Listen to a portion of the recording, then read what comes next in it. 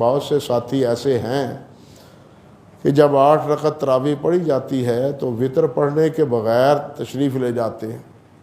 وہ یہ سمجھتے ہیں کہ وطر ہم آخری رات کو پڑھیں گے، اور اس نیت سے بھی وہ جاتے ہیں کہ وطر کے بعد اور کوئی رکعت نماز نہیں ہوتی، اس لیے ہم آخری رات میں کچھ رکعتیں پڑھیں گے اور اس کے بعد وطر پڑھیں گے۔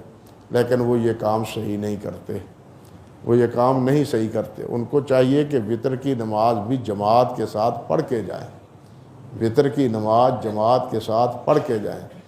دیکھیے صحابہ کرام رضوان اللہ علیہ مجمعین، یعنی حضرت عمر فاروق کے دور میں، پھر اس کے بعد مسلسل امت میں اس وقت تک صحابہ کرام کے دور میں، جس طرح کہ امام محمد بن نصر مروزی رحمۃ اللہ علیہ نے قیام اللیل میں ذکر کیا ہے، کوئی بھی صحابی اس طرح تراویح پڑھنے کے بعد جاتا نہیں تھا، بلکہ وطر پڑھ کے ہی سب مسجد سے نکلتے تھے۔ اور حدیث شریف میں یہ آتا ہے، نبی علیہ الصلوۃ والسلام نے فرمایا، ابو داؤد اور مسند امام احمد کی روایت ہے کہ جو آدمی اس طرح رات نماز پڑھتا ہے، تراویح کی نماز پڑھتا ہے امام کے ساتھ ساری، اور جب امام چلا جاتا ہے، وطر پڑھا کے ہی جائے گا نا، وہ جب امام چلا جاتا ہے وطر پڑھا لیتا ہے اور مقتدی بھی چلے جاتے ہیں، تو پڑھنے والوں کو اللہ سبحانہ و تعالیٰ کی طرف سے ساری رات کے قیام کا ثواب ملتا ہے۔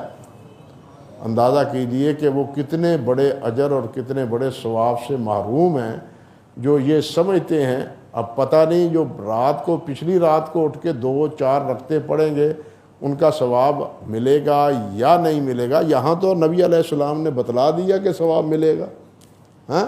اب اس کو چھوڑ کے دوسری اپنے فکر کے مطابق جناب رات کو وطر پڑھنے اور نوافل پڑھنے، یہ طریقہ درست نہیں، بلکہ ان بھائیوں کو چاہیے کہ وہ تراویح کے ساتھ جماعت کے ساتھ ہی نماز وطر ادا کریں۔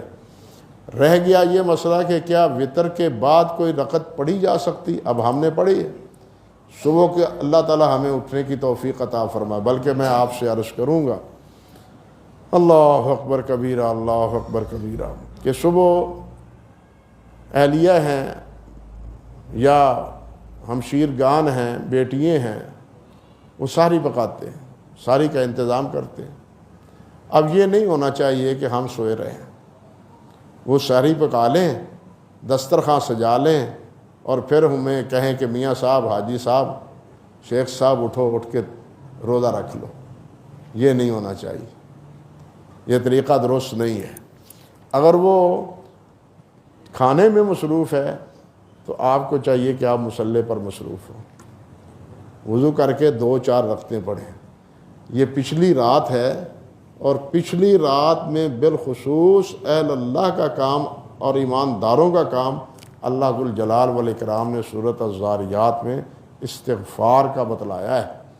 اللہ فرماتے ہیں قلیل من کہ رات کو وہ قلیل بہت تھوڑا سوتے ہیں، رات کو تھوڑا سوتے ہیں، وبالاسحار ہم یستغفرون، اور صبح ہوتی ہے، پہلا آخری وقت ہوتا ہے، سحری کا وقت ہوتا ہے، تو اللہ ذو الجلال والاکرام سے استغفار کرتے، وہ توبہ کرتے۔ تو یہ وقت ہے اللہ سبحانہ و تعالیٰ سے توبہ کرنے کا، اللہ کے ساتھ ذکر کرنے کا، اور اللہ سبحانہ و تعالیٰ کے سامنے گڑ گڑانے کا۔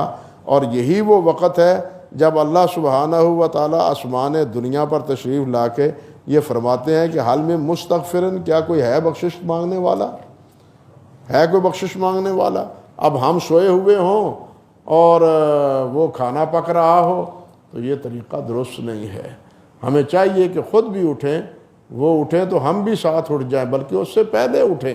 اللہ توفیق عطا فرما دے، 2 رکعتیں پڑھ لیں، 4 رکعتیں پڑھ لیں۔ صحابہ کرام رضوان اللہ علیہ مجمعین میں حضرت ابوبکر صدیق رضی اللہ تعالیٰ عنہ اور بہت سے صحابہ، جس طرح کہ امام مروزی رحمۃ اللہ علیہ نے قیام اللیل میں ذکر کیا ہے، وہ رات کو وطر پڑھ لیتے تھے، رات کو وطر پڑھ لیتے تھے، اور پچھلی رات وہ نوافل پڑھتے تھے، پچھلی رات مزید نوافل پڑھتے تھے۔ رات وطر پڑھنا کوئی منع نہیں ہے، ہاں جو پچھلی رات پڑھتا ہے نوافل اس کو آخر میں وطر پڑھنے چاہیے، اس وقت وطروں کے بعد نفل نہیں پڑھنے چاہیے ہاں۔ لیکن اگر رات کو پڑھ لیتا ہے وطر تو رات کو یعنی آخری رات سحری کے وقت اللہ موقع عطا فرما دیتا ہے تو اس وقت نوافل پڑھنے کی کوئی ممانعت نہیں، اس وقت نوافل پڑھنے چاہیے۔ اللہ مجھے بھی اور آپ کو بھی توفیق عطا فرمائے۔